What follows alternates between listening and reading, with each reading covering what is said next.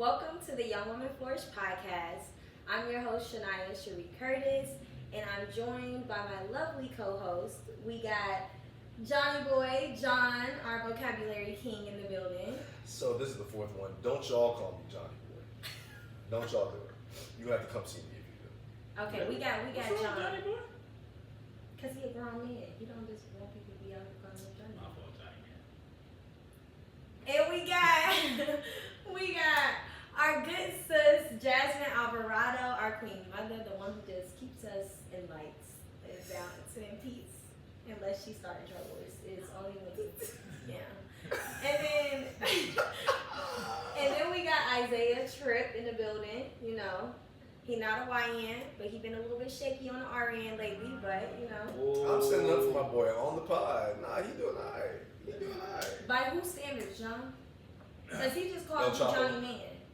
Yeah, cause he not a boy. Yeah, that was great. Exactly. Okay.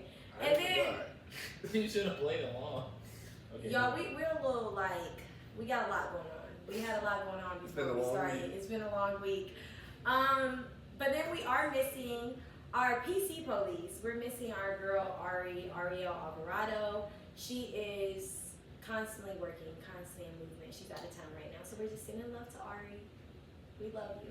We sad that you're not here, but then we get to cut up just a little bit more. We miss you, big dog. We get to cut up just a little bit more when you're not here, so y'all sorry. They've been cutting up too. I hope you watched that episode. Yeah. All right. So before we go any further, we're gonna get into one of my favorite parts of the show, the part where we're able to make our boundaries very clear and very well known before we go any further. Our pre-show warning. Now, we are 5 young intellectuals trying to grow, love, laugh, and learn in our faith, passions, and academia. So don't come over here trying to police us. Again, we are young, black, and gifted. If you're trying to be the police, RBG. you're gonna have to exit left. Okay? That should be You're gonna have to get on that out of here. You had something. you wanted to say. YBG. That should be like the tag. Like young black kid. Young, black, gifted. Like me goes. They gotta be YGB. Young, gifted, black. Because that's what she said. But no, she said young black and gifted. No, I get it. She's pulling from Nina. Or Oh, to be young, gifted, and black. We don't have to make this a Discord. We don't have to give think pieces on it, guys. It's just- you I can just be want young, to be- black, and gifted. You can be young, gifted, and I black. just want the brand. But shout out to me. Miss. Yeah. And then before we go any further, because you know with our elders we gotta That's right. we gotta show some respect. That's mother. Yeah, we gotta show. I have anytime I'm speaking to like people in the office or something like that, like if we come up, it's like I'll speak and use your name. But when it's a woman of color and she got that earned doctorate in front of her name, I'm gonna make sure I say that. I was talking to somebody in the office like 3 days ago, and I said their first name, and I mentioned this, excuse me, doctor. And she started laughing. No, baby. When a woman of color earns that degree, I'm going to call you doctor, for sure. Because y'all gonna call me doctor when I get mine. For sure. Yeah, I'm not playing. I'm gonna be walking around here like Miss Mother Maya Angelou when she had to tell that girl, Oh, you yeah. don't call me Miss Angelou. Right. Like I'm walking around here like that. Calling restaurants, making reservations. Absolutely. Who's the name for it? We got Dr. Alvarado. we gotta bring back respect in our elders for I sure. know. In our ancestors. We have to bring that back. Yeah. But before we go any further, we also are going to get into our scripture of the day, which is our SOTD, which is the only tea we need and the only shade we are accepting in this season of our lives, okay? Literally, because we know how the Bible be. We be having Read me book. literally the read me book. Mm-hmm. Like you be reading it and you be thinking you're reading other people's business and then you find out you're just reading your business. Rhinestones. Rhinestones. All the time. But this week's SOTD is pulling from Matthew chapter 6, verses 19 through 21. We do love a good Matthew. I'll be reading it from the NIV version if you're following along. All right. Do not store up for yourselves treasures on earth where moths and vermin destroy and where thieves break in and steal. But store up for yourselves treasures in heaven where moths and vermin do not destroy And where thieves do not break in and steal, for where your treasure is, there your heart will be also. When I think about this, I think about Isaiah during Sunday school. Yes. Y'all, we be working with the kids during Sunday school, and Zay was telling them about what brings him joy. And before we knew it, he was teaching the babies to love the money. Love the Oh man. The root of all evil is the love of money. No, in my We defense- appreciate What money. defense? There's no defense. Versus My defense. economic Rebuke. value.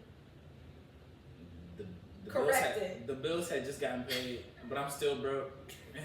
What Like, did I the was- pastor preach? I was just thinking about like what a team could do for my life. You're just in between blessings. Like, Yeah. And I love that. I Yeah. love Yeah. in between Yeah. blessings. Yeah. I'm just in between blessings. Yeah. But y'all, speaking of being in between blessings and just being present when there's a blessing, we are going to be focusing on, in today's episode, we're still doing this overlying theme of obedience is better than sacrifice in the month of January. We're going to be pulling from that conversation and just really picking at what does that mean? What does that look like? And how do we feel about that just in general, right? And so from that, we're going to be focusing on directly in today's episode, this conversation surrounding obedience and heart posture. So checking, are you after God's heart or your own? And what does that look like? What's the difference there? Is there a difference, right? And so we're going to be pulling from that topic, but we're really going to be mainly discussing two specific things. One, we're going to address the stigma. Obedience to God equals ignoring yourself. Is that true?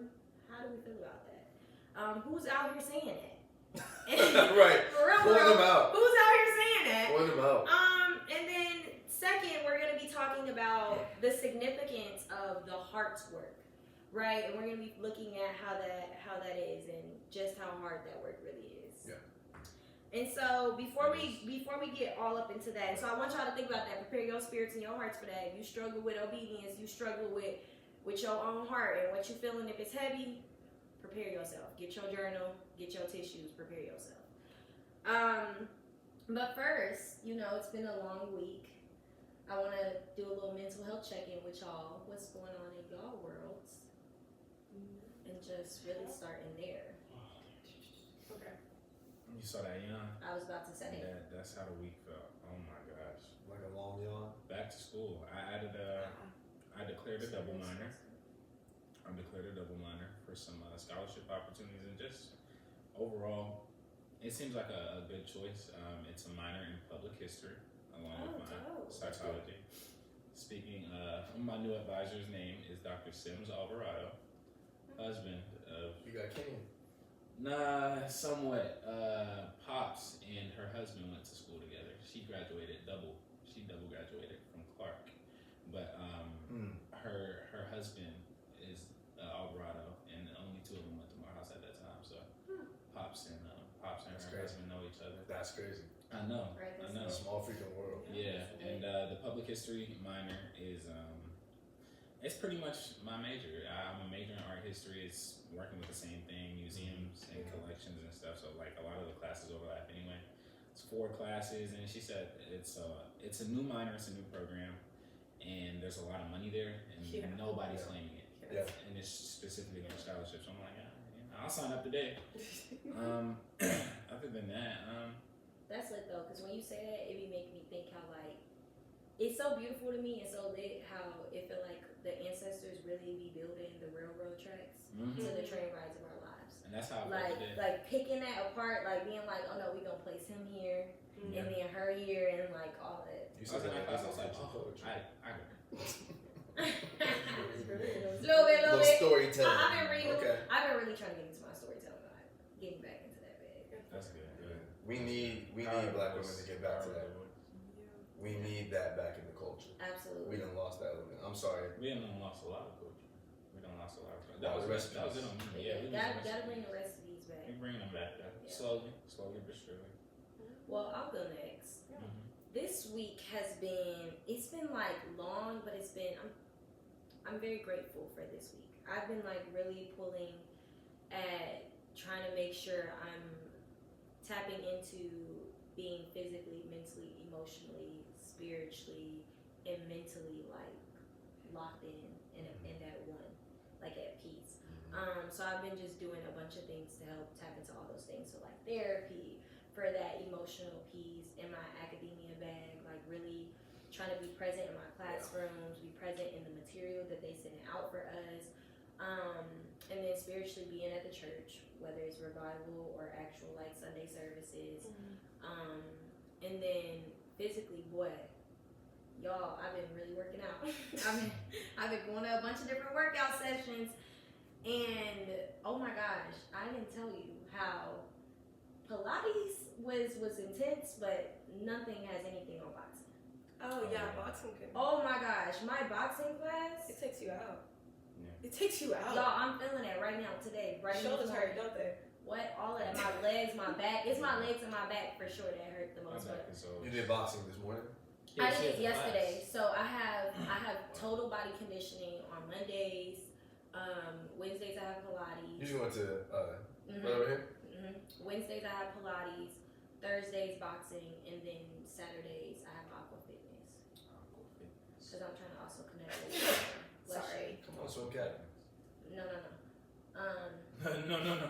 But you know what? That recipes might have to bring it back. Might have to bring it back. I was a swim cat really growing up, even though I couldn't swim. Like just dramatic. Dramatic. But yeah, but so I've just been trying to align myself with just. I've been trying to align myself with the space of becoming. Like what I find so interesting about becoming is you're not necessarily in the future completely in that role, but you're not anymore just thinking about that role anymore. Like it's like I'm in the midst of. You're taking the action. Yeah. I So. sent you the thing that I saw on Becoming a Shader with Jazz. I'm gonna send it to you right now. Okay. Yeah. Cool. Yeah. But yeah. So that's where I'm at. I'm grateful for the opportunity to be tired. I get that. From like productive man, things. that's good. Yeah. That's really good. I guess I'll go next while Yeah. you're waiting. My week was I don't know which one sounds more healthy, but a bit overthinking and over preparing. Right now I'm just in this. I feel like my heart's desires are. I believe that God wants me to follow that, but I've been feeling unsure. But I've been asking God, or not asking God. From the advice that I've been getting from my elders and other people who have been before, is that I at least want to be prepared to make a transition if the opportunity arises. Yeah. So it's been a lot of tweaking documents here, prepping lifestyle opportunities there, making sure health is getting on track to be able to survive a lifestyle that's different. So it's been a lot of just, it feels like that nitty gritty like surgeon type of work where you out here taking that string and like wrapping it around, and I'm just like, okay, I'm getting these tiny micro progressive things done, and I'm just praying that the Lord will say yes and not say no. Yeah. So those types of things. It's kind of redundant for one of us to talk about like how we're doing sometimes, because Y'all one kind of flesh.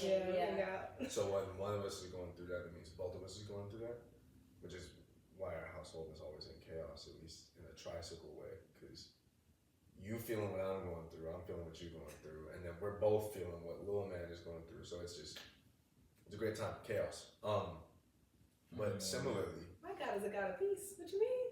Indeed, you're right. Not chaos. My God is a God of peace. Activity, the fruit of the movement. spirit. Definitely activity. You know? Definitely activity. He's so funny, bro. Little man. I am. It will happen before this is out. That I will no longer be teaching at this institution. Really? Oh, you'll be gone by then? My letter of intent, I'll be teaching through it. Okay, but my letter of it has already intent gone out. goes in tonight. Okay, to cool. say I'll thank you see for the opportunity. Yeah.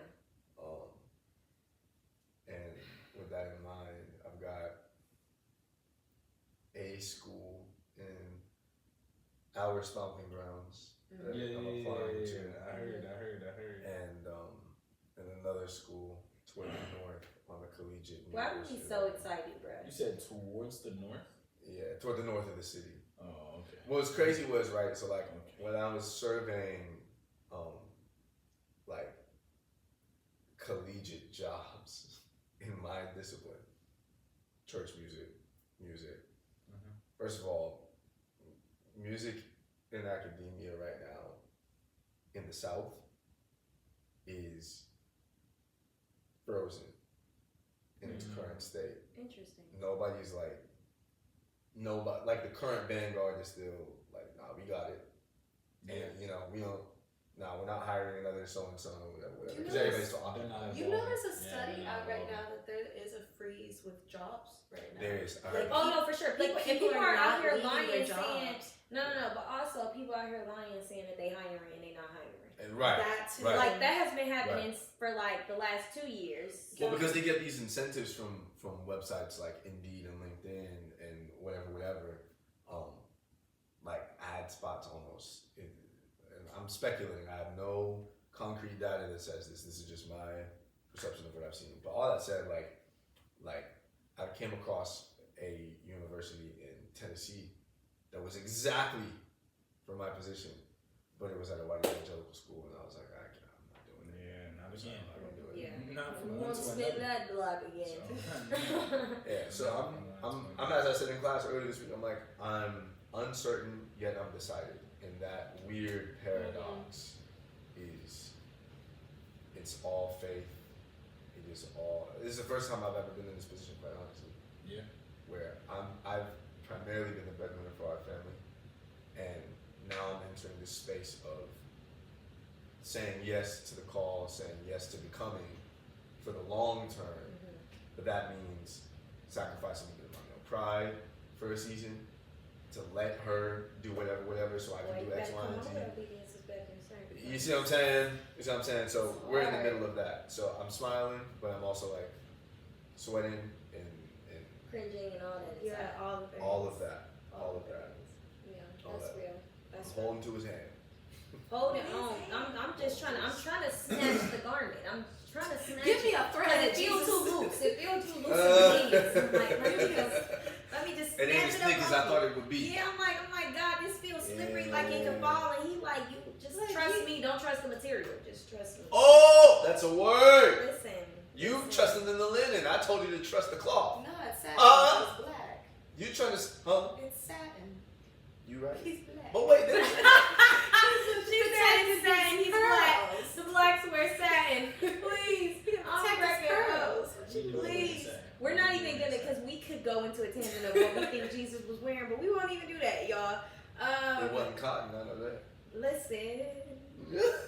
Okay, because they trigger me. Unlynch your They face, trigger people. me sometimes. Unlynch your face was so nice. Dang. Was so nice. No, that's not even me. I'm a shameless plug. For our teacher, Dr. Angela Parker, she got a new book coming out. Oh yes, Unlynching Faith. yes, unlynching faith. I was Oh gonna my say, God. yes, unlynch your faith.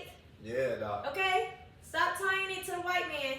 Unlynch it. Thank you. Oh my gosh, we was talking We about might this. have to see if we can get Dr. P on here. Just one time. Just one time. Absolutely. We gonna have a time when we have guests. I got a bunch of people in my mind. Yeah, But yeah, no, Dr. P. Dr. P would get in Dr. P here. would Wreck get y'all. Oh, us. she'd wreck all of us. Okay, but let's move forward. Let's get into our honorable mention segment, guys, where we just take a minute to take a breather and allow our ADHD to live just a little bit, because all of us are a little chaotic and a little reckless. We got some letters. We got letters. We're not diagnosed with nothing. We got a few. I'm not diagnosed either, but when I get around y'all start acting a little like ew, and then I start acting a little bit ew. So we just gotta get it out a little bit with the honorable mention segment, so then we can be serious and really give y'all a word from the Lord. Let the Spirit use us. But first, we just gotta get our inner thoughts out. So during honorable mentions, we talk about a little bit of a random prompt and we just discuss it for a quick brief second. But this one isn't too random today.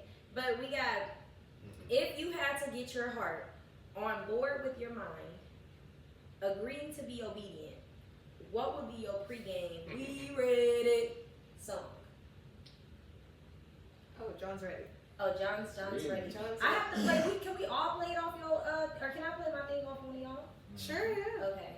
I just want to say how audacious it is for you to ask that. Don't Specifically it? me and Isaiah. First of all, When we got scolded, reader, viewer, it's okay. you know he read books. Reader, viewer. I can't wait to start my blog for real. Y'all go over to johnalvaradamusic.com. I got some things in the works. I got some things to say that ain't gonna be said on the pod. You got to read. Okay, cool. Who Y'all, going first? y'all said last year y'all was stopping Spotify. Y'all be lying. No, The I'm only still reason why stopping. you on I it just is haven't because done of it you. yet. Are you on my account? Yes. You need to release. You course I unless you're listening. Well, that means I got to go back to buying records. Go back And to no it. streaming platforms. Go back to it. That means they Because gotta we start find making the cars levels, for CD players physical again. medias. I have a CD player, man. Yeah, mine too. You have one too. You got. You can't go. I'm No, sorry. you can't go. I'm You can't sorry. go. Don't exclude me out. I didn't know that. Nah, I Oh, can't. who's on the account? Grace Strict is here. You can't I go. made that. You can't go. Yeah. And they still have not unlynched their face. I'm mad. too. Like they'll go so deep and use an excuse and still Wait, be who and else is still on be in this it. plan? Danielle. Since when? I I don't know. think Okay, Courtney's y'all. on there Sorry. too. Okay, No, y'all. no, it's okay. All right. Okay, cool. Thank you. Sorry. We that massive. We good. We good. I'm ready. Get him. Play your song. I'm ready. Play your song. No, you gotta do the we read so I can play. Okay. This is John's. We ready. We ready. Pick it up, pick it up. It's so freaky. You can pause it, but now like give me like a lyric or a verse or something that really make that. It's really song. the instrument. It's really just the instrumental for you? Well, nah, I will say it's a couple things. Number one, Anti is the top album of the year 2016. Bro, me and my homegirl was just talking about how we like doing a run back. Rihanna We left with a running it bang. back. We We running was it like back. she left with a bang. Like Yeah, Anti is she don't gotta make nothing else. bro, She don't like want that's a classic record. Everything production wise, writing wise, everything. I love it. I love everything about it. But and with thought like, how do I get myself ready to just obey? Like in that Abraham moment of I got questions, but you just told me to just go, and you're just gonna show me mid trip. All I got for you is woo. Like, that's all I got, and we bouncing while we doing it. Woo! I'm so scared. LOL. Like, that's all I got for you. All right, Zay or Jazz. Oh, my turn?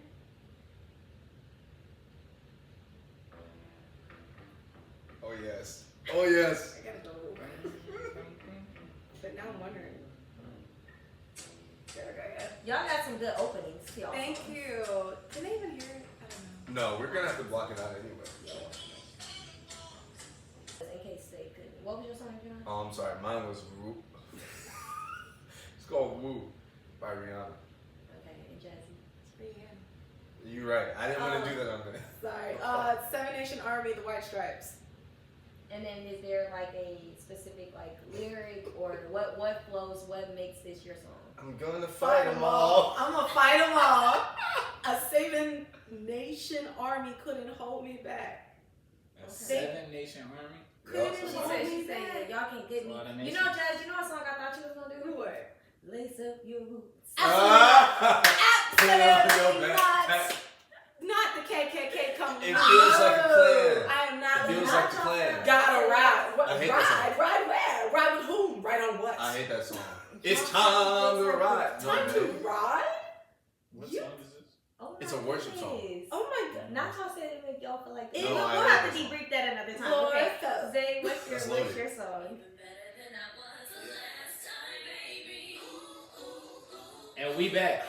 It's almost at Let's 30. get ready for obedience on Yeah, acid rap. yeah. Oh, for sure. There's a whole bunch of them. Chance the Rapper is that. It's gospel. That's her Messiah. It's gospel. That is not my mistake. I think. I'm sorry, Pride. The last time we was in front of a camera, they were saying Tupac. Tupac. Y'all Oh had my it God. right. No, y'all had it right. We just put it in there, bro. Y'all had it right. And I was thinking Tupac too, but the Tupac song that I was thinking. But the bar for Okay, me. I actually have two, y'all. Okay, that's Ew. No, because I had two too. I had a gospel Well, one you and I should had we a gonna song. do you should have We done gonna it. Yeah. John, see the difference between me and you was I used to be the line leader in school. because you should have led with that, nigga. I used to be the line I leader, know. not a She was servant the- line She leader. You trying to make your name great. I'm sorry. Isaiah said John was serving the white. I promise we like white people. No, but context wise, I know who your teachers was. Context wise, I know who your teachers was. I said I promise we like white people in some capacity. You talking about no, for real, no. I'm gonna sound like them, but I gonna have take the white whole peers. rope. Okay, that's it. You can't. Okay, this is one of my songs. Okay. Whew. Wait, I ain't said my bar. Oh, what's You your didn't bar? say What it. connects yours? And say the He name said- of your song. Oh. Say Good it. A intro by Chance the Rapper. He said, I ain't gonna put the whole 4 bars, but basically he said, but I still made this song. And I'm gonna make another. But I still made this song and I'm gonna make another. I done been through some stuff this week, but I still made it. After your second And I'm song, gonna make it again. I would like 10 seconds to show my second song. Okay. This is God. It's a great way. Why am I just seeing? Even the cover. No, even the cover. That's how I'm walking into God's will, dog. Literally, that's how I'm walking into God's will. And it's just because they literally, the opening lyrics, like, ain't no stopping us now. That's it. We on the move. That's it. I'm like, my heart know with my man, and we on the move. We being obedient. And then the other song was just because, like, when I'm, like, really, like, begrudgingly choosing to get in line, it's just this. Oh, that's not the song I thought it was. I thought it was. Where is the magic in Oh. That's damn near gospel. That was not the song I was It's the thinking of either. climb. No, you went to the wrong part. There's always gonna be Be another mountain. I'm Always gonna wanna wanna make it. God know my shit. But we gotta let God move it. Cause what he say? What they say in that song? Never lost. When it was Oh, like. who are you, great mountain, that you should not bow low? That's a good one. But yes, alrighty.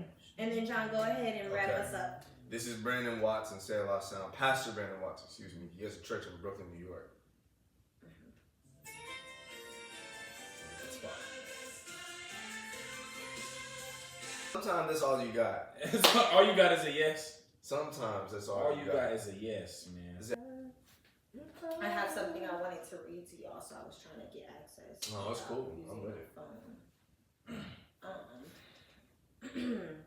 But okay, so as we flow into our topic of discussion, I wanted to read y'all something going into it that I thought was like quite interesting. And that like whenever I read it, I be really having to sit with it, and I still like be having to sit with it and think about like what does this mean? So I'm also interested in what this would like do for some of your own like spirits and your minds with where you're at right now in life. Okay, let me see if I pull it up. You know, TT can't see. Okay, I got it. Thank you. Do I have it? You can zoom in. How? Where them glasses, sis? Is you not This touching I it? don't know. I don't know. Yeah, it's been a week for you. It's been a week. Okay, I can do it though. Where are your glasses? You leave them. Can I try something real quick? Everybody can't see. It wasn't working. Control plus. Oh my gosh, y'all, we getting older. No, we not. Oh, she I'm not. She getting not. older. She said, I'm a teacher. I gotta work with these kids. Oh, snap that. I gotta work with these kids. I work with them. Okay. You have to zoom back up. All right. She's still squinting. You saw what she went. A little blurry. A little blurry. All right, y'all ready? Yeah, we go. Can you coax your mind from its wandering and keep to the original oneness? Can you let your body become supple as a newborn child's? Can you clean your inner vision until you see nothing but the light? Can you love people and lead them without imposing your will? Can you deal with the most vital matters by letting events take their course? Can you step back from your own mind and thus understand all things? Giving birth and nourishing, having without possessing, sitting with no expectations, Yeah, the last year was cold. Yeah, but No, it's gone. It's gone. It's gone. You ain't even gotta worry about that one. yeah, that's all we have. The short answer is no. No, I cannot. No, I can't. Oh Lord. I try really hard. I said one day, hopefully. Can I? Oh wait. Hey, Okay. y'all. Oh As my your gosh. brother, can Wait, I? the last line, trusting and not trying to control. That's the Can I guess as your brother that's where the it lost you? master's work. Wait. Where it lost you? Where I think it lost you? Where I think you think it lost you? But John's funny. John said He said yes. nah. No, all those things are really hard though. 'Cause Like, I'm- if being honest. I'm kind of thinking no, because it sounded like just the crux of sin. It's just asserting, That's what I was about like to say. it just sounds like sin. Like I'm born in sin. This is just what it is. It's me not being able to not assert my will. That's the whole issue. Yeah, I keep that- asserting my will. Where do you Yeah, pin that- that on me? I thought it was gonna be the Wait, I lead, need y'all to lead without asserting your will, cause that's confusing. That's confusing. That's no, when really it says, confusing. And can I'm you thinking love about- people and lead them without imposing your will? And that's the challenge. and that To lead because- is to set your will as at least trajectory and say, go along this line. I'm thinking about Pops right now, and the way that he loves sometimes is imposing his will. Yeah. And we Yeah. can recognize Well, and that's for and it's not bad. well, that's Yeah, I'm different. not saying Yeah, it is. That's a Yeah, different yeah. position of kind I'm of just leadership asking. for people, right? Like fathers are supposed to be prescriptive. And you're a father, that's why I just You see what I'm saying? and, Well, and a leader in the church, and I was like, your will is you want the sound, you like the click track. That's your will. well, Yeah, because sure. Because we had guest musicians on Wednesday. He still click track. Yeah. Yeah. But I guess I thought about it in different capacities of like different relationships. Mm. You know, like even in friendships sometimes. Like in just some spaces, I don't think every relationship in every individual's life causes for them to impose their will. Mm-hmm. Like I think there are moments. It's just like going into the conversation of It's just like going into the conversation of like resisting like rest, almost in a sense. For me, when it comes to like sometimes you do just have to be like It is what it is. there and just Yeah. exist and allow for things to happen, but then not all the time. Like I don't think you should just lay down and fall for anything and just go for anything and you know, but I was interested to hear y'all thoughts on The- that. Yeah, The challenge for me is that is an age-old challenge of becoming. When you were reading that, it reminded me of first of all, who was that? Are those your words or? No, it's not my words. Do you remember It's the one of title? the one of the Tachis. I can't quite remember. Yeah, see, and that's that mysticism that. So I lean into it. That's why I didn't want to say what it was because I knew you was going to go there. Yeah, because that's what it is. But he recognized it. It's that nebulous. It's that challenge of how does one. We talked about this in my first grad program. Me and Dr. Myrick and my colleague Ben Gessler. We used to say that all the time of like, as it pertains to the physical books that we would get, like when you're in an academic course of study that you really value, you want to own, like possess all of those books.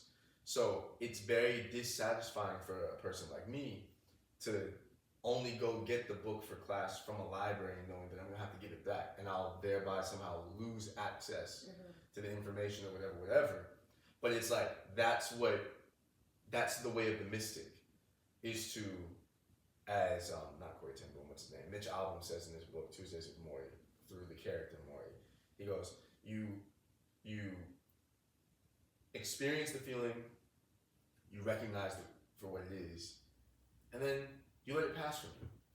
And it's like that's the orientation that one ought to have in a mystic way about all of your relationships, about all of your possessions, all of your tangible things. And it's so difficult. Oh, you're not rocking with that. And that's what I'm saying. For me, I don't rock with very that. selfish with knowledge. It's very difficult to do that. And to do that, especially for like John and I differ in this. I love the library. I love the idea that I'm able to share knowledge with people and be able to have like a community. I have a lot. I just thought about what you just said, But I'm like, She John didn't has even like, think of the knowledge. he's very possessive with knowledge. Very well, I'm self-aware. very For me, it's possessive not even- of people. Yeah, Period. yeah, I don't I let was gonna say. people mess with what I call mine. And I the love idea, celestial bodies. the around. idea of like, oh, if you love it, let it go. I You hate don't that like idea. that. Not always. Not always. There's a point where if you love something and you know that it being in your life or you being in its life is not for the better, that's when you let it go. But if I love Pop, if Pops love me and I love Pops right now, one day he gonna have to let me go be big. But he don't gotta let me go right now. Let's flip it. No, let's flip it. And he don't gotta let me go. I'm always gonna be Pops. Let's flip it. Always. We love Pop so much that one of these days, our father is doing quite well. He's healthy and he's gonna have a long life. Amen. But there comes that phase, like it's ingrained into the human experience. Our love for an individual finds its like apex at the moment where they're looking to transition into the next life in the face. We can't be so selfish and beholden in the name of love that we withhold them from transitioning through death into life after death. Mm-hmm. Like how many families keep their matriarch or their patriarch on life support forever and ever because I just can't lose them, I can't let them go. No, yeah, I don't That's selfish. That's not a demonstration of love for that person. You're willing to let them be suspended between literal life and death rather than let them make the full transition and let them go be great. So in certain capacities, y'all then therefore do agree Yeah, I was with this about to say, concept that's of being what able. I agree with it. I'm saying it's hard as hell, and I don't think that Okay, absolutely. I concur. I with can't it, do that all it the is time. Very, very Yes, hard. yes. that's what I mean when I say that. Mhm. I think if you love them, you should let them grow. But let them go completely is kind of insane. That's genuinely. I think it's very American of you. Yeah, I think it is. because you're an American. Boo to you. Yeah. You the one that's American. I'm sorry. What? And I'll tell you even more what it is. Okay, share. It's share. Plato. What? Hold on. It's Greek. Why Okay, every time hold on, somebody hold on. talking, you it's Plato. Now let me hold on. Well, Now let me break down my thought behind that because Pops is I'm going gonna teach y'all some to philosophy. let me grow. Pops is going to let me grow. Pops is going to let me Yes. move on and do great things. But Pops is never going to let me go as his son, and I don't ever want him to. So let me grow, please. What I'm hearing as that phrase, by way of defining the meaning behind that phrase, Mhm. never let me go or let me whatever. Like, Let me go sounds like ending the relation, yeah, and we agree. yeah. We agree. And I don't like that. But we agree, I think, because what I'm getting at around that idea is Mhm. the relation precedes your intention to be in relationship with that thing. That's the kind of sovereignty of the cosmos, Yes. right? Like, Yeah. Pops is not our father because I looked up and said, "You're my dad now." He's my dad because the will of the universe made me enter the world through him. Yes. And Yes. The will of God made you enter this world, this iteration of who you are, through his fatherhood. Yes. So it's like, even when you release your physical grip, I say this about the Bible all the time. It's like, we have to learn how to loosen our grip on the Bible without letting the Bible loosen its grip on us. Absolutely. And so it's that same thing with Absolutely. people to be engaged, right? Absolutely, and that's where I kind of fit into this thought process of that. Is like loosening the mental and emotional grip, and sometimes physical grip that we have in our relationships with individuals and with people in our lives. On that standpoint of like being able to loose our grip on the Bible, but not allowing it to loose its grip on us, like where we're not so possessive in Yes. nature Yes. of an individual, and so like mentally and emotionally and physically in all the ways and spiritually codependent upon that individual to where when they do transition that it's like I can't function. Yeah. Right, because so I think that's where the piece where I'm like, we have to be willing to be able to engage and be in relationship and be in community and in love with one another, and still be like, I know that in this same breath of, even for example for y'all, like I know in the same breath of us being one, I know that you are someone's, like you are someone's child. You Yes. are God's Yes. child. Like Yes. there's a calling over your life. There is a journey and a pathway that is yours. That's significant and specific to you, outside of me. Can I add an asterisk to the word possessive, because you use that and I love that. Absolutely. But and I want to, like, it's geared, I think, toward this conversation Go ahead. around obedience versus like self-neglect, Mm-hmm. right? Mm-hmm. I think that like when we say possessive, the first thought that comes to our mind, because of the context that we live in socially, is this idea of mine and nobody else's. It's a zero-sum game. Yeah. Mm-hmm. So it's very capitalistic. It is possessive to the point of my possessing requires somebody else not possessing. Yeah. And that's not the abundance mindset of God's economy or God's ecology. Go And ahead. I think that it's like, I'm possessive of you because you are mine. You are my brother, you're my sister, you're my spouse. Yeah. But I am not singularly possessive of you. I recognize that you also belong to yourself. You also belong to a whole complex in constellation of people and relationships. Yeah. And so geared toward like our conversation for today in particular, I think that's part of the rub, is like we think that obedience to God is this zero-sum game. And I think that's because of how we preach as Christians in America to one another. The idea, not my will, but your will be done. And I think that we've taken Jesus' words and we've radically misapplied them. Jesus saying that in the garden was not, in my estimation, for this purpose of conversation. Jesus starting with not my will, but your will be done, is not saying my will is not a factor in this at all. Yeah. If it weren't a factor in it at all, Jesus wouldn't have began that prayer with, if there's any way possible, here's my request. Take the cup. Don't let this have to happen. That's the injection of my will. The not for my will around that prayer to me comes with, I recognize that my will is not the origin for the trajectory of what's taking place right now. Mm-hmm. That my will is not the Being able to beginning of this discern plan. that time and place piece of like, this is a moment of discernment here. This is a moment where God, this is bigger than me. This is bigger than my There's emotions other and my things at play feelings. here. It's bigger than Yes, you. there is something that can come through this. Yes. If I allow you to use me as your vessel. Yes. Which I think Not is to what say that you didn't care about Right. my vision, my will, my desires, my Mhm. plans before, but in this moment now, God, I gotta know when to, we ready. I think that's what that Tai Chi thing is I don't need to call it that Tai Chi thing. That's crazy. I think that's what that mystic text is trying to point to, is that idea of, in those moments where I recognize that something is bigger than me, then I have to be willing to be like Jesus, not my will, but your will. I have to be willing to say, this is what's in my hands, and I'm totally fine when it's no longer in my hands. Absolutely. It's the ability to possess without possessing. It's the ability to hold without capturing. It's the ability to behold. It feels like being human. Like, being a mom, I already know my child is not mine.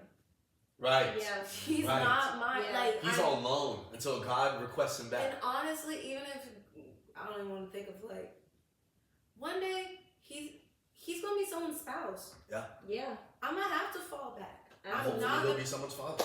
just I'm like he's Absolutely. not mine. Yeah, and even when you were saying what you're saying, John, about like to hold and to possess while not possessing at the same time, it just made me think about back to that piece of what I was saying, like holding on to the garment and feeling like, God, this feels slippery, like it can fall out my hands. Mm-hmm. But even though it's not falling out my hands, it's in my hand, but it don't feel like stable enough. Right. It feels like I can lose it. And God's like, stop trusting and looking at the garment so much. Just trust in the beholder of such. Trust in me, right? And so just that piece, but I'll pivot us a little bit, going and flowing into because I think everyone brought great thoughts to that conversation. But flowing into this idea of the significance of the heart work and why is that even important? And I think a lot of the times we don't necessarily talk about enough the significance of our heart posture and of our heart in general. And so, like, I want to first start off with acknowledging that, like, this is hard work. Yeah. Like, working on the heart is so hard because you realize it's things in there that you have locked up and threw away the key, and you search for the key, and you like, what is in that room that's making all that noise, or what's causing all this fog in my heart, right? And we don't realize some of the things that we carry in our heart. And so I want to discuss first, like, what can the heart carry? I.e., some of the main thing we all know, the heart can carry love, right? The beautiful thing about the heart. But then we also know it can carry hurt and pain and anger, hate, unforgiveness, pride, envy, deceit, and greed. But then also the heart can carry some naivety, in my opinion, as well. Absolutely. And so if there's anything else y'all like to add, which y'all feel like the heart can carry, y'all can. But yeah, the heart can carry all of these things, and so we have to be intentional to take a little bit of a moment and cleanse the heart. Well, I think we need to also acknowledge before we even get to that, we have to, I'm on this tip of like reminding us of what's possible. And I think that in identifying what can the heart carry, we left out the most important thing. The heart is capable of carrying God. Amen. God said that. Like, that's the promise of Christ. It's a promise of the gospel.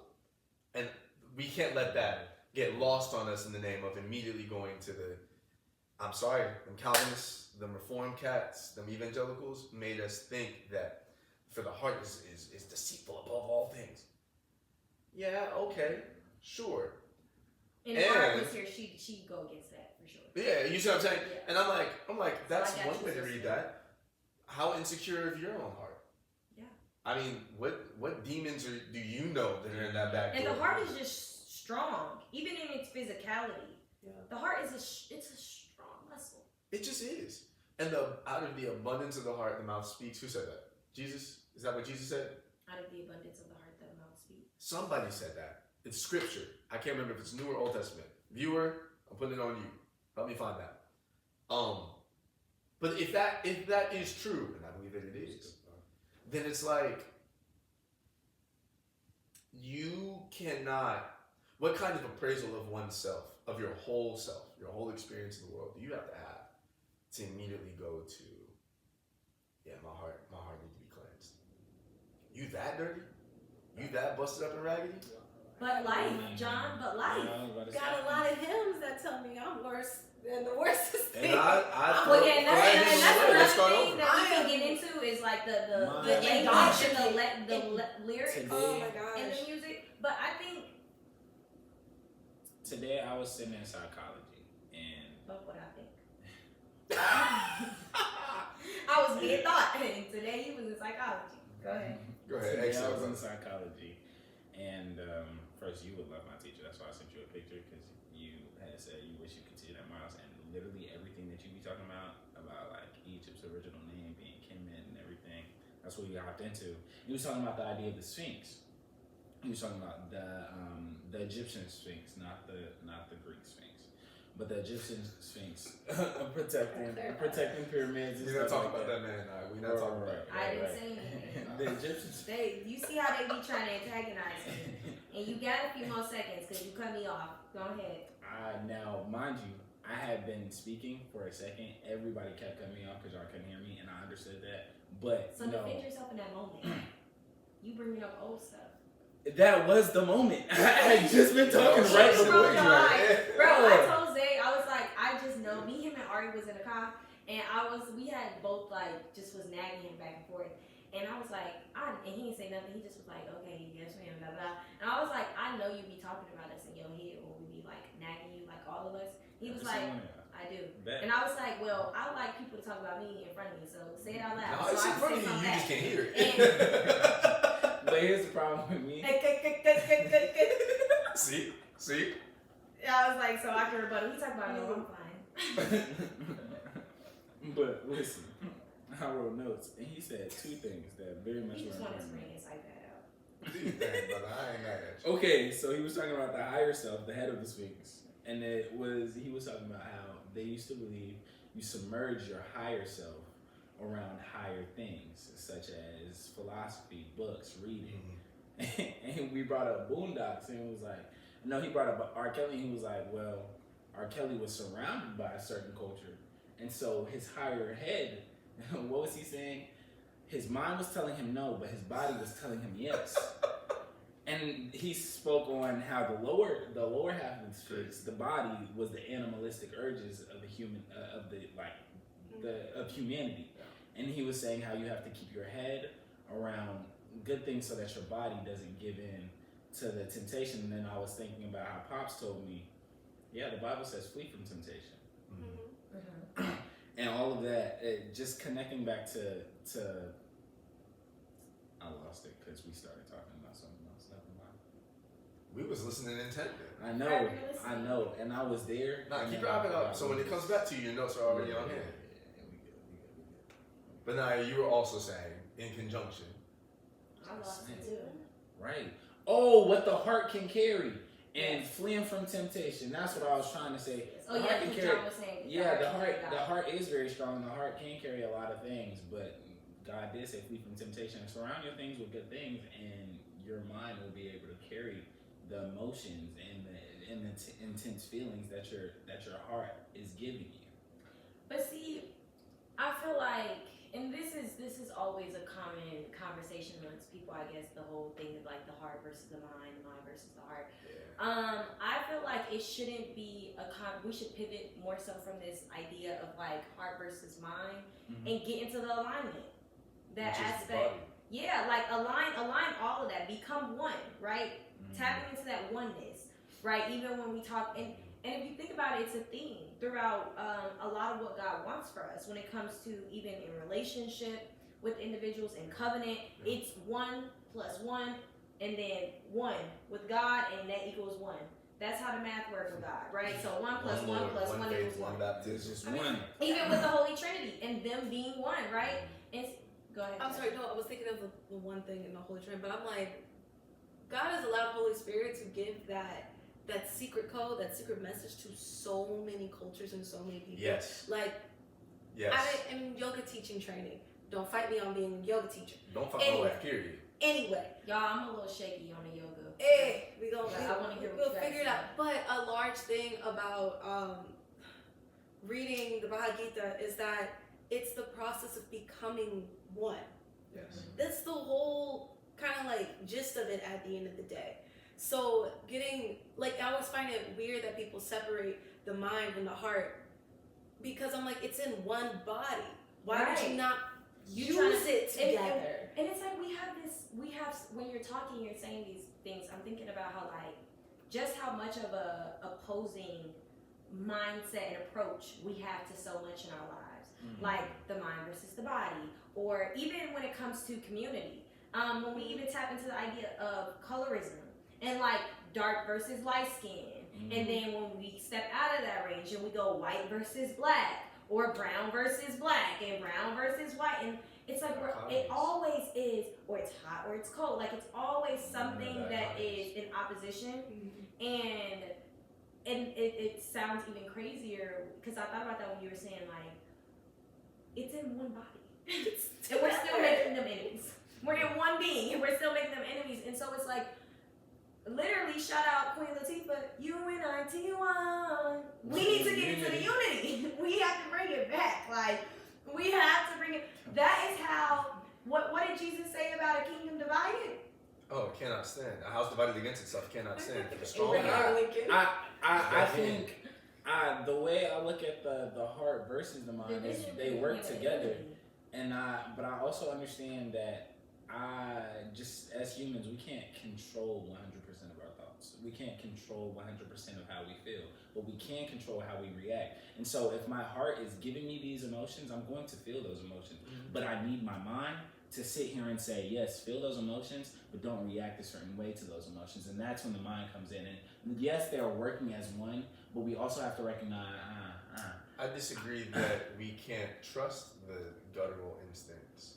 Well, I think we can say that because our gut instincts haven't ended us up killing someone or jumping off of something. Like there are some people where with some emotions that intense where we have to recognize that they have a different reality. Okay. I actually can jump into that, but before I do that, one, I want to say I find it super interesting about the opposing angles that each of you are playing at. I would have switched them, but because normally John's the one that's always talking about like romance is not necessary and all of this. So for you to be pushing for the heart and then you're pushing for the mind, it's interesting to me. But when you say that about the intense emotions and the intense feelings, and you're saying like, well, we haven't been in those places where we know how to discern and all of that when it comes to how to show up and how to react. That also flows into even with some individuals' environment and what they're around and culturally what they've been exposed to and sometimes what they've been raised amidst. Work can happen. That's why we said in the beginning, it's hard work. We acknowledge that, but work can happen. Because we have to think about, even with our scripture of the day, when it talks about where your treasure is, there your heart will be also.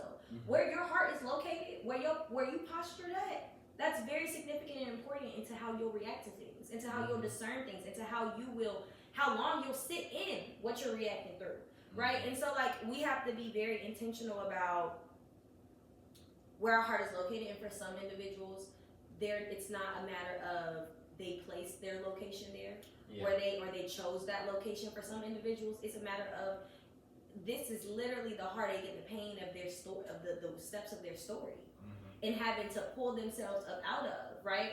But for some individuals, it's truly what you sold into. Can I read verse 21 backwards? Go ahead. Your heart will also be where your treasure is, and I think I did that first rhetorically to get myself in the mindset for what I was trying to say. What I'm getting at is this: I don't necessarily know that Jesus was speaking the one way down that path that says that you have to check where your heart is located, but not necessarily check, but just recognize that the location of a particular value set isn't locating your heart, it's literally constituting your heart. Like it's forming its actual existence. And so I think what Jesus is calling our attention to here is like assess your heart, and that'll tell you the framework of values, ideas, traumas, loves, hurts that built it. And that's why I say, like, perhaps I'm doing Maybe too could much. you use a different word than built it? Different language? I don't think that. Because I don't think that English can. I think that it goes to. I think going. there's limitations in the language, because I'm thinking Okay. when I'm talking about forming the heart, building the heart, I'm talking about. Because you get why I said what I just said? Yeah. Okay. Yeah. Then I get what you're saying by the English language. But it's like the way that God built Adam. You know what I mean? The I wish that English were sometimes as elegant or nuanced as like Hebrew and Greek are in describing how God reaches in dirt and forms dirt into man and breathes air into man's nostrils, thus giving it life. There's nuance about what it is to be human that we're missing. All of human existence is formation. Yeah. And I think that Jesus is calling our attention here into how particularly economic understandings of our reality constitute and form your physical being. Because while we're reading an English heart, that's a different understanding even culturally for how Jesus would have been understanding it. Absolutely. As a Jew, the heart is more talking about your literal physical form, the embodied nefesh, right? The whole of who you are. Yeah. That goes back to that oneness though. Yes, indeed. And that's what I'm saying is it's less to me about the seat of our affections, while that's a part of it. Yes. But it's not like beginning or even like pointedly in that direction as much as it's about like the whole of your identity and recognizing if you imagine a picture, right?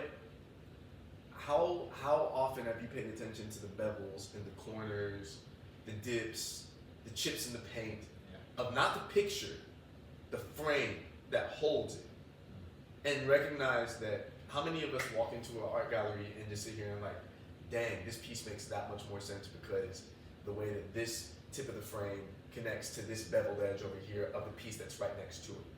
I think Jesus is being like, yeah, no, recognize the way that the frame is playing a part in how you're perceiving and receiving the image that's captured, and you're the image that's captured. Yeah.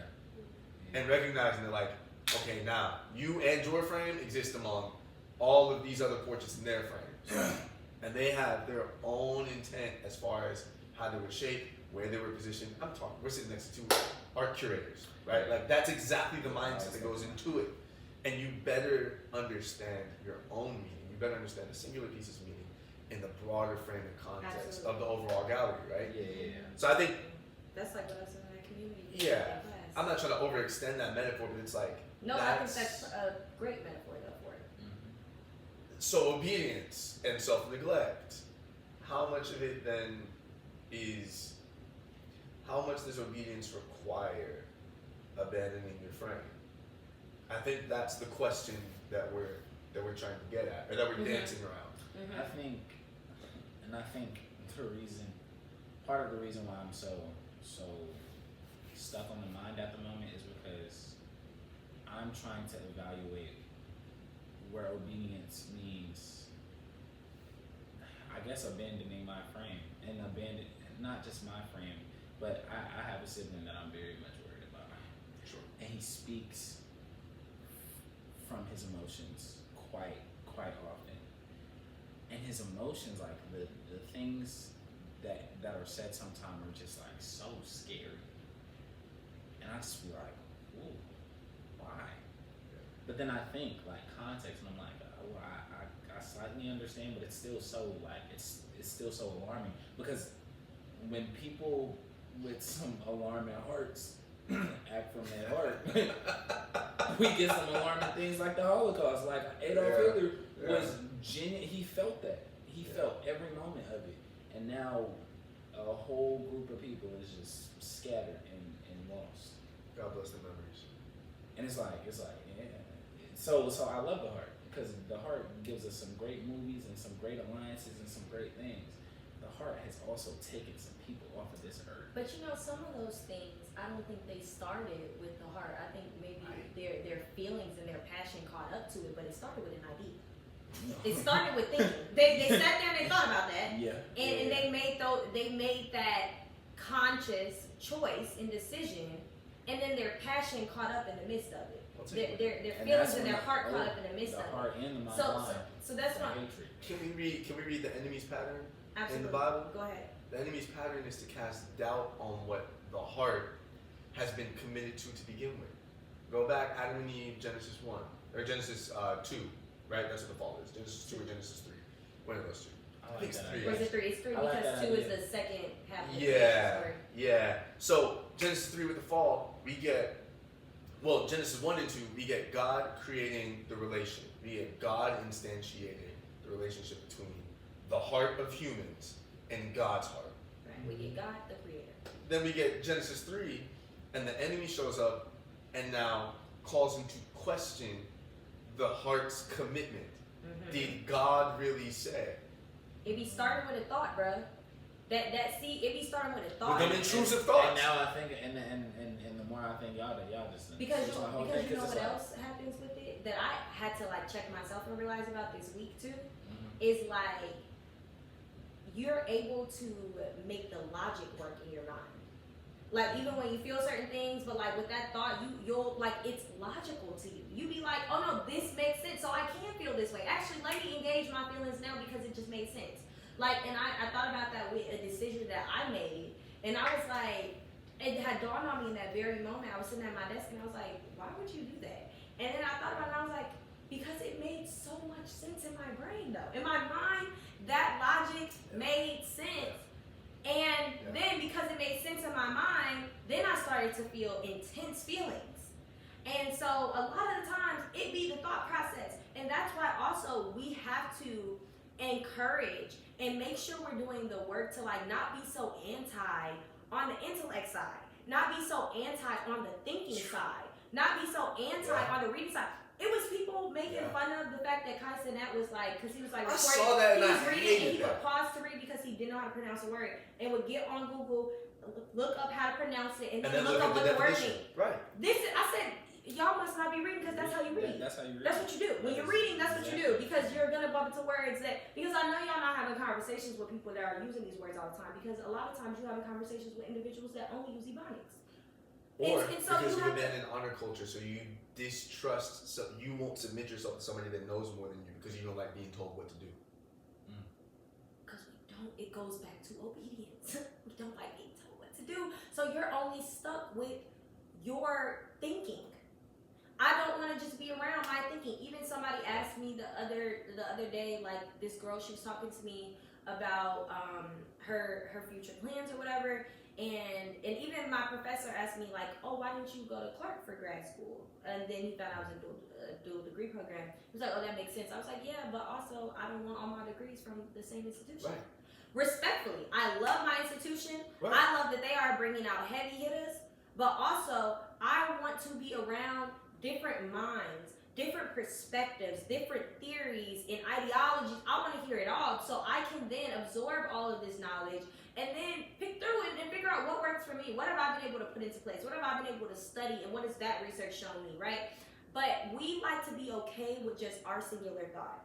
I said in our introduction video, when we first introduced every co-host, I had mentioned how none of us we rarely agree on a lot of the same things. The only thing we do, right? I was like, we really only agree on Jesus God is and Lord. Jesus is Lord. we agree that God is our Christ King, is King, right? and Jesus is Lord, and that's the Black only thing people we can on agree. top. And sometimes we don't even agree on the Black community, okay? Right. And so in We always culture, on top though. and so.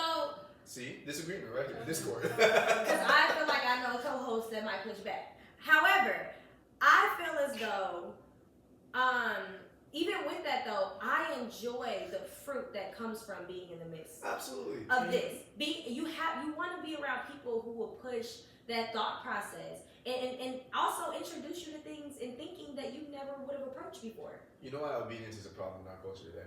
Because submission, mutual submission, is a problem.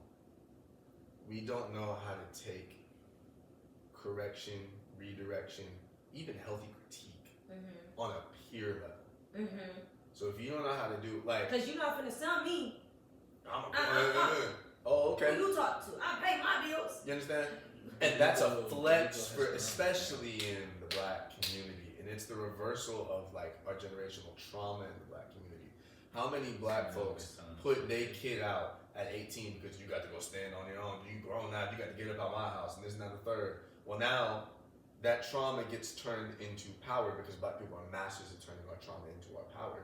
100%. But we take that, and I think in an unhealthy direction, at least in this instance, and now that becomes my bragging point. You can't tell me nothing. I pay my own bills. 1 second, you have to go back and just rewind a little bit and say Sure. what you just said again, because we'll dive into that another day. But that's good about our trauma and trying to make it power. I want you to say that again. Black people are masters at doing that, taking our trauma and turning it into our power. Prime example: the word nigga. For what was meant to be the social stigma, for what was meant to be another prime example, hip hop culture. Absolutely. Hip hop culture, Soul food. soul food. So that's The a good- idea of us that's a good taking example. something that is perceptively by dominant culture, gritty, unelegant, malformed, rough around the edges, The hood. the hood, Harlem and we Renaissance. put a tux on it and we make it dandyism. Yeah. We get the Harlem Renaissance. Harlem was considered a ghetto, and we somehow found a way to make a ghetto the Renaissance. The Renaissance. While the Great Depression is happening, might I add. Hello. The Renaissance was intellectuals. The Renaissance was for me, the first major across the board explosion of intellect. Not machinery. What am I thinking of? Engineering, art, literature, music, science, mathematics. The Renaissance. The idea of such an explosion of human progress in the mind, and that happens, at least in music history, 1420 through 1600, and then here we get in Harlem in the 1920s in a ghetto, the least likely place for another renaissance. And here we go and we tag it. Nah, like this is what niggas can do too. Absolutely. So- like Wall Street, all that. You see what I'm saying? All of Black people are masters at turning our trauma into our power. But our pride as Americans, because I will not say that this is a black people problem. This is an America first problem. This is a Western problem. The problem of America is the problem of making our power have to dominate over everybody and everybody else's power. So you can't tell me nothing because Such I a pay my Western own thing bills. for sure. Yeah. Such a Western thing for sure, because even when you look at history and you look at how things got into places how they were, that coming from a space of other individuals being so open to continuing that UNITY and people just listen. I'm telling y'all just need to flow with the spirit of UNITY. Can I give you all and I was thinking about this. Come on. The other day.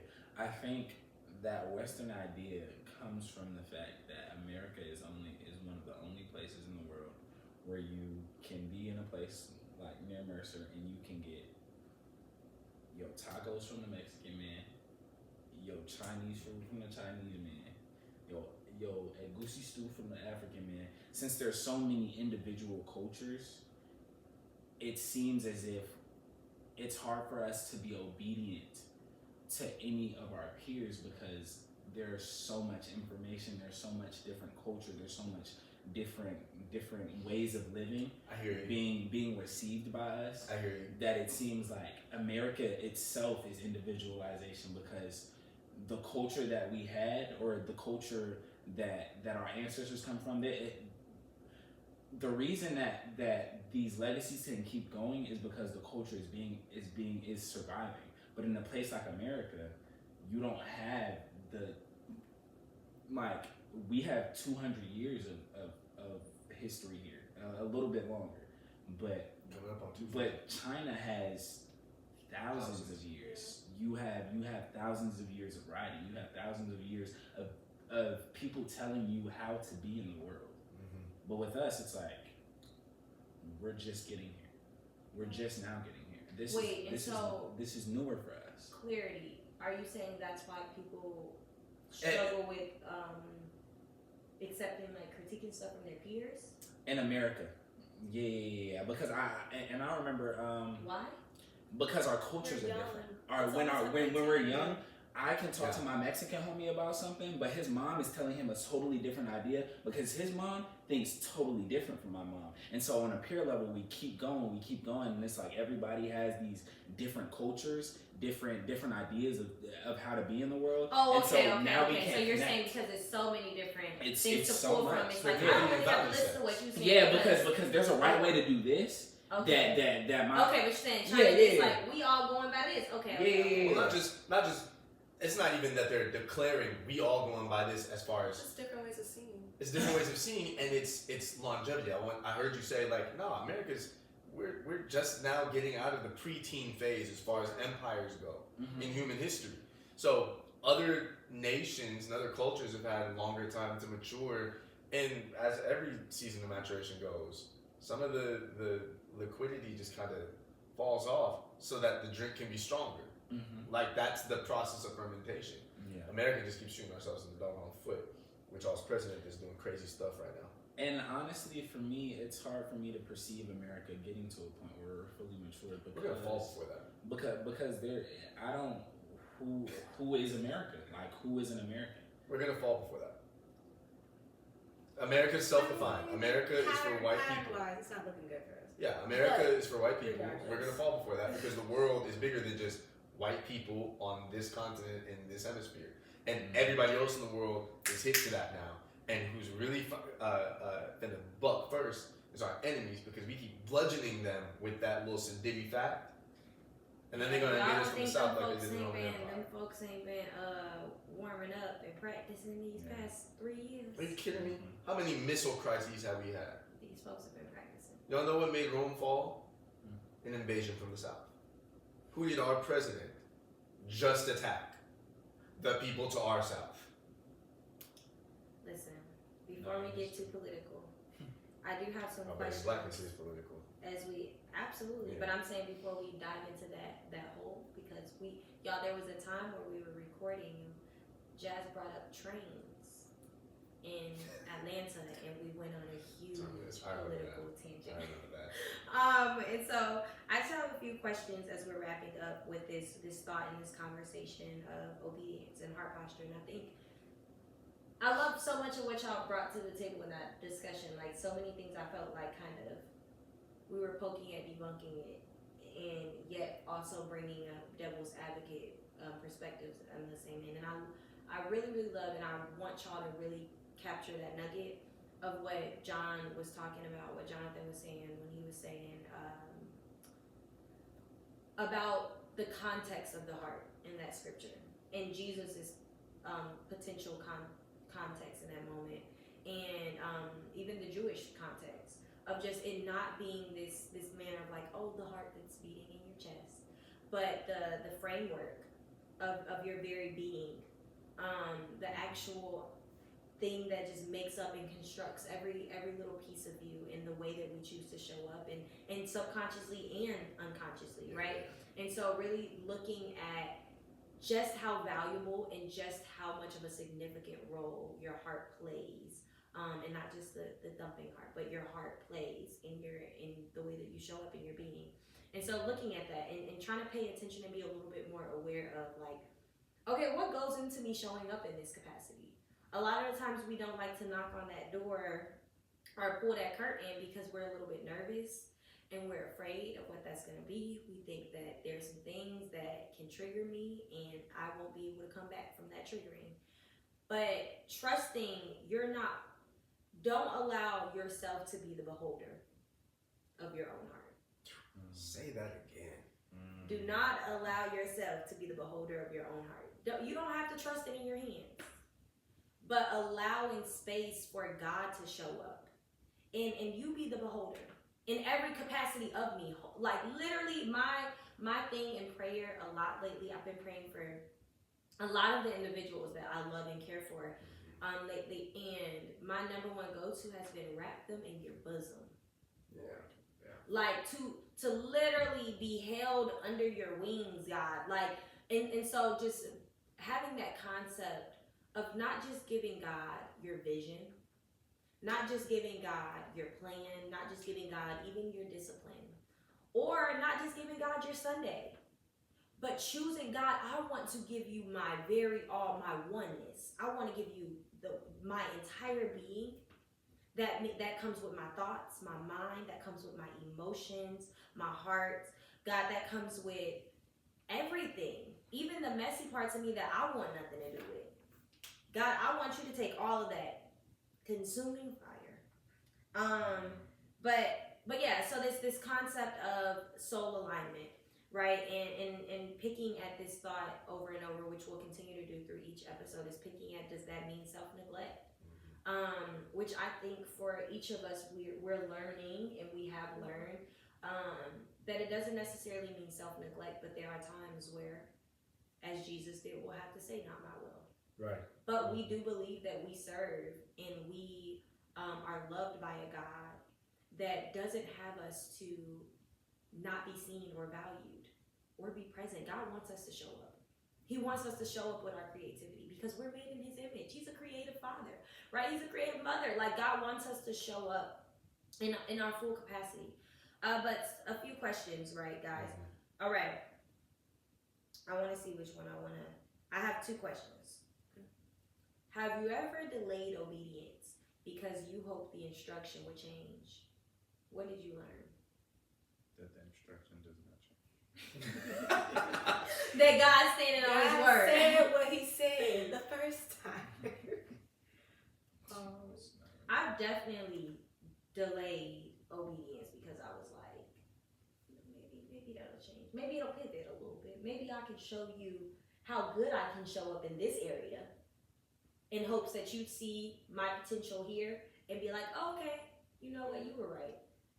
As if he didn't have all the blueprints. I delayed obedience by being in denial that God, it's like the falsehood of thinking that God will do all the work and I'll just be there. That's good, Jazz.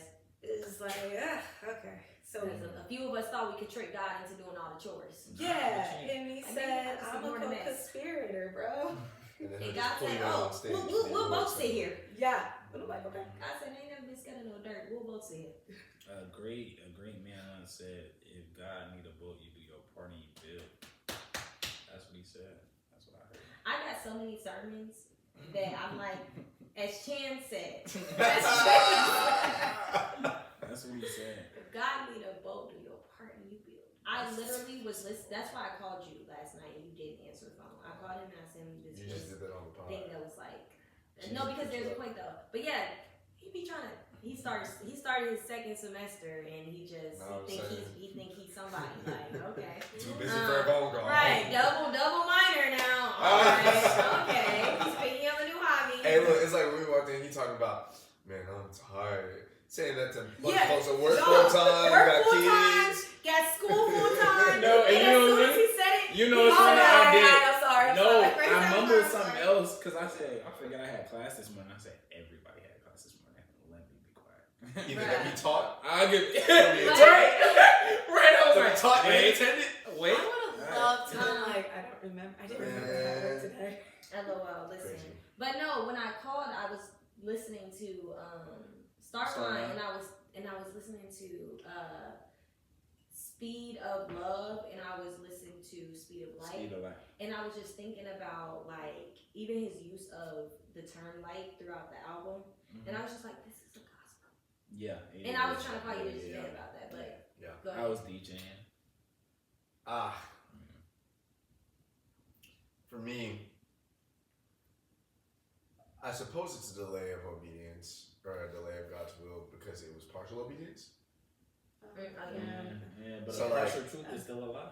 You see what I'm saying? Yeah. Because So- almost doesn't count. We just spin bars now. Almost is never enough. Do you remember that song? Ariana? But that sounded like a good commercial. Like every kiss begins with K. Okay. Crazy. I be serious. See, this is not what delay is. Nah, it's just I use seminary as an experience of that, man. I heard the instruction clearly. Now, like the instruction was almost verbatim.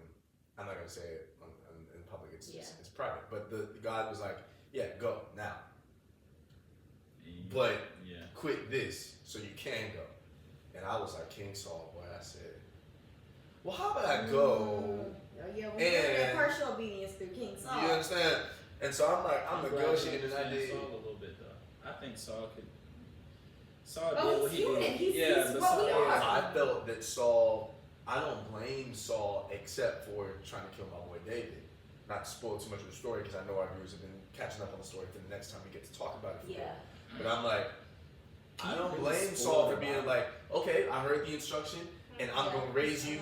I'm gonna raise you in ace, God. Here's how I'm gonna go about your instruction. And God's like, that's not what I just wanted you to do this. I didn't ask for your We be trying to edit God instructions. Ooh.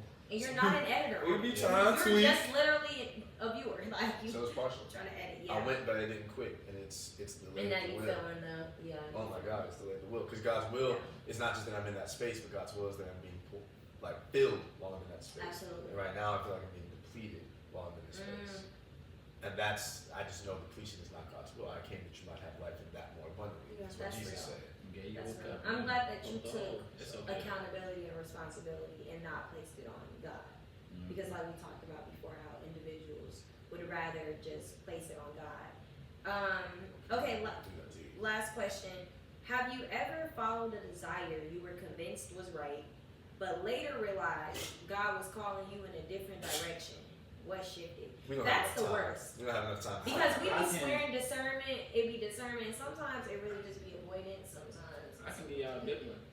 I thought going to Morehouse as a music major was the calling of my life. Talk, brother. Talk, brother. But you know what's funny? God did that on purpose because I went there and I was a music major and He gave me an elective, art history, and now look at me. And that's what shifted. I sat in that class and I was like, yeah, this music thing, I hate these classes. I don't want to sit in here. I fall asleep all the time. And it's like I can't even control that I'm falling asleep. I fell asleep standing up one time and that's when it was time. I just went knew it was time to go. That's when I knew it was time to go. But yeah, art history really, like, I was in that class and I was like, wait, no, I love this and I can do something with this and I can make a change with this. I'm happy for you. Like, yeah, that music. Love the piano, you know, and I kick it with my boy John. I'll be, You like- messing- Y'all all I'm know in- like you yeah, like- I like it. you would think that they would teach me a little bit. He be, he, Everybody, that's his job. including Ariel. Ariel know how to play too. She know how to play, sing, read music, all that good stuff. But I You will think- say, you Ari, think she's taught me anything? I will say Ari She herself knows taught says me how to like, get on my nerves. she's a musician. Ari is an artist. But Ari herself says like piano not her. Piano's not her. She can play better than me. Cause I can play it all. Yeah, she can. But Jazzy John. I'm just gonna look down. Right, cause he really know how to play. He be in my. He be. Yeah. Yeah. So Repeat the question. Speaking of going the hard Have way. you ever followed a desire you were convinced was right, but later realized God was calling you in a different direction? What shifted?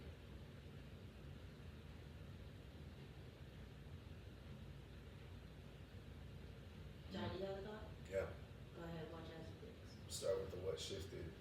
What shifted was my attention. Um, the again, I'm not gonna wax overly personal, but any season of my life where I focused on what I wanted instead of focusing on like being with Jesus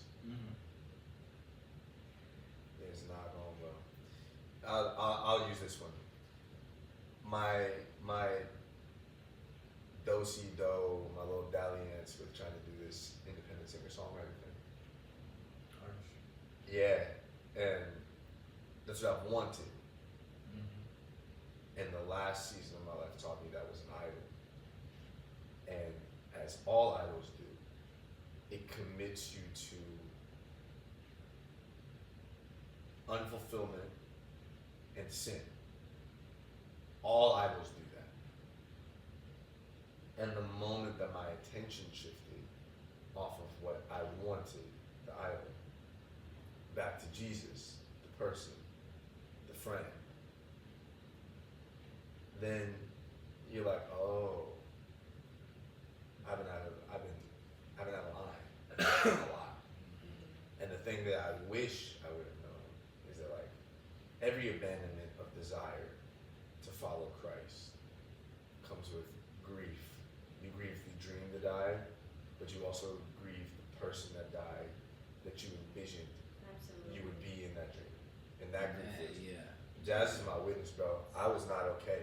When I finally told God I'm done with going after what I want out of this, like, boy, I was crying all the time. I was, Bitterness can't even show up with that, bro. like, I haven't released music since. And it's hard because I'm like, okay, God, I got songs though. And I'm like, and people are asking, like, so when are you going to drop Remember again? what I told you. It's just, it's, and that grief is difficult. So, what shifts is just your attention. At least in my experience, it was my attention. Yeah, it's an attention thing. It's like you wake up.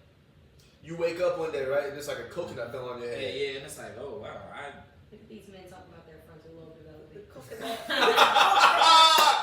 Oh my god. Closing. It's like a coconut fell on your head, and you just like, oh dang, gravity hurts, but like I'm glad I know that now.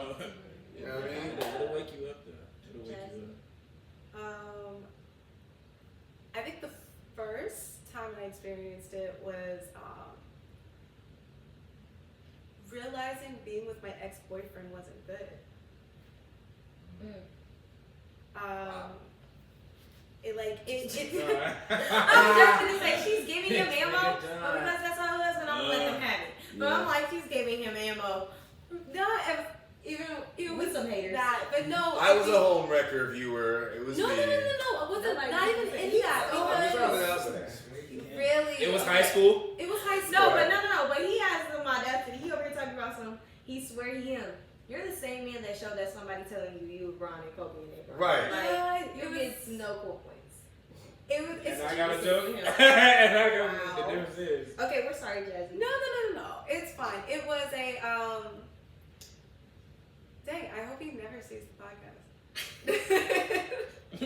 But her attention shifted. Oh, my mom's. No, it wasn't even him. Jazzy, tell your truth. It was not him. I'm taking credit. Tell your truth, Queen. It wasn't him. I mean, like, God gave me an out, I will admit, with John. He did. But it was I constantly kept getting, my stepmom kept telling me, she was like, no. My mom kept telling me, no. My dad kept telling me. My brother was like, I don't know about this guy. It was just like, I wanted what I wanted.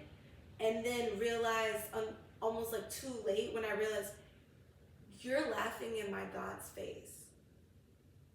You're making a joke about what I believe. And me being with you is reinforcing that idea of that. Okay. It's a joke. And it snapped in my head one day where I was like, no, if there's a bare minimum of being in relationship with somebody, especially this is me being 15, 16 years old, and we all know we're dumb, and God raises us accordingly at certain times and things. But it was like, for that moment in time, that big mental shift was the bare minimum, Jasmine, is that you should be someone that honors me. Yeah. That's the bare minimum. Yeah. So that was an eye opener, and then John could be cocky, but it was I felt the fruit of the spirit of peace, of being like, I'm with somebody who like we could all hang out with each other even though we disagree. Yeah. But we all know Jesus Christ is Lord, and we gonna rock with that. Absolutely. As the basis of everything else.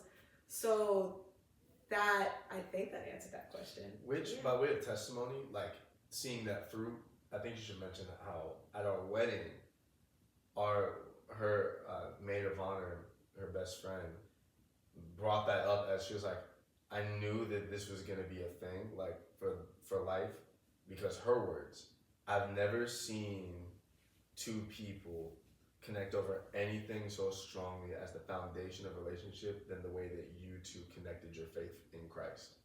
She said this in the wedding for her speech. So, yeah, like you followed the will of God.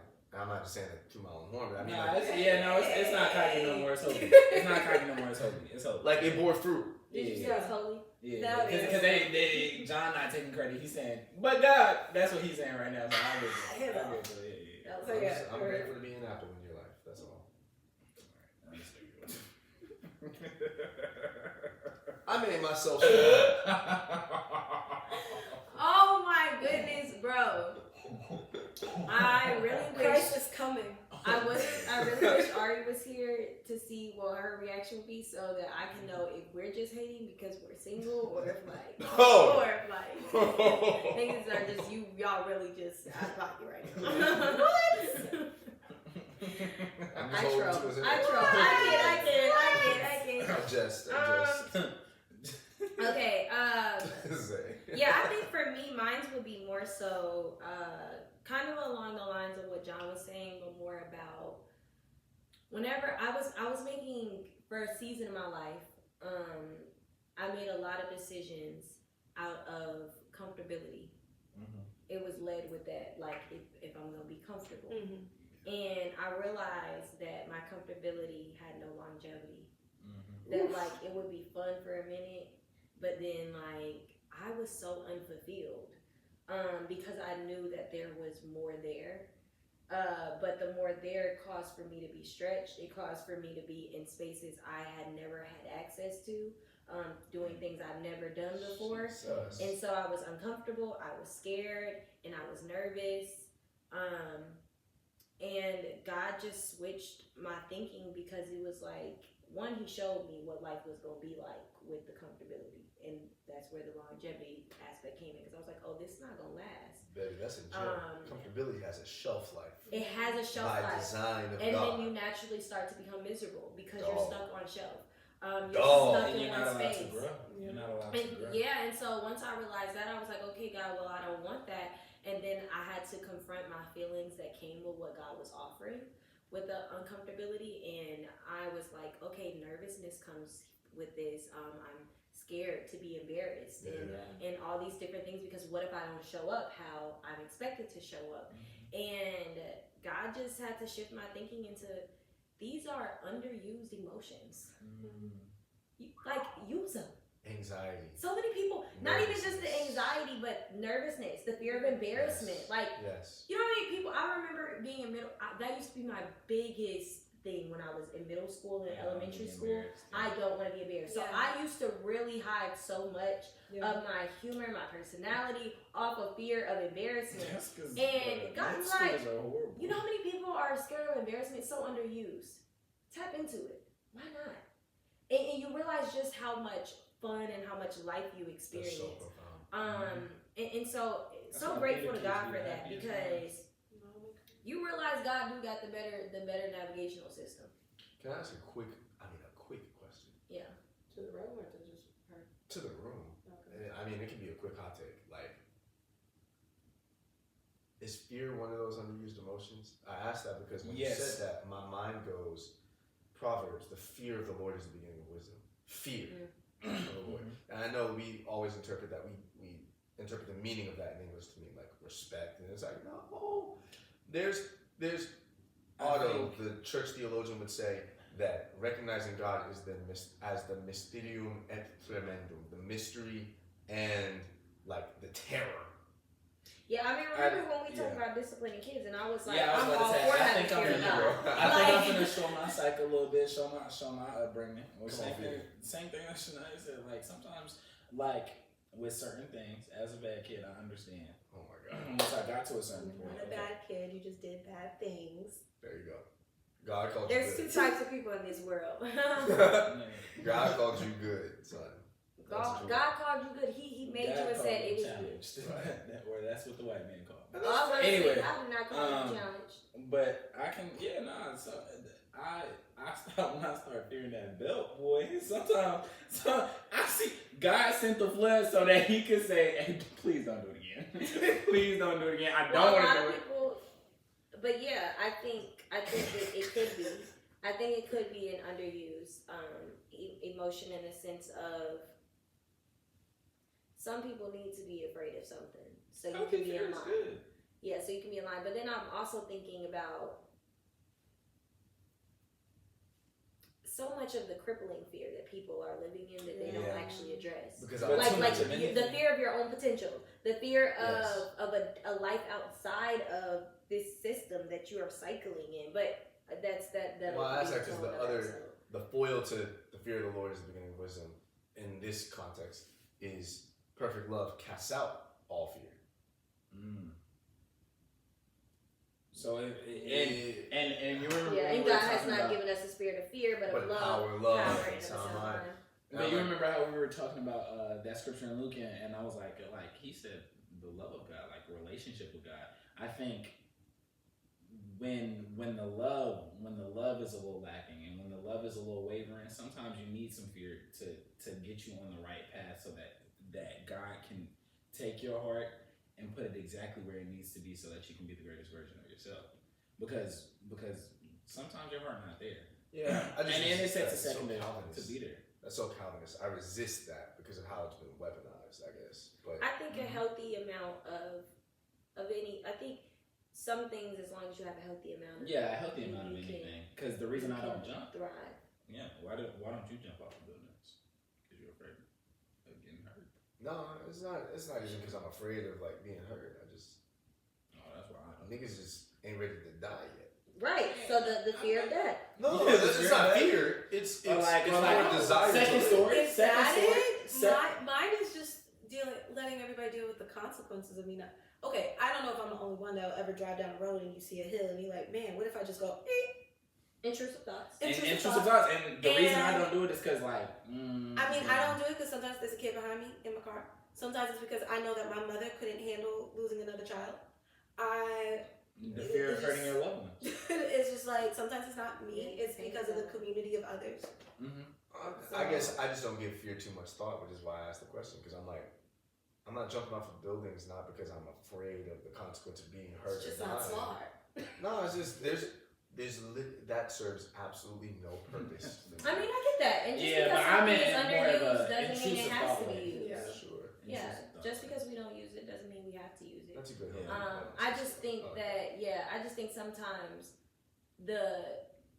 the thought of embarrassment really holds That a part lot got me back. because right now that's the part I'm dealing. Like if there's I feel like I'm moving on past inner child. I'm like inner teenager right now, who's Yeah. screaming and lashing And that's out. when the embarrassment she don't want thing worse. I had to tell my students that. I got to meet my students this week, and I was super excited.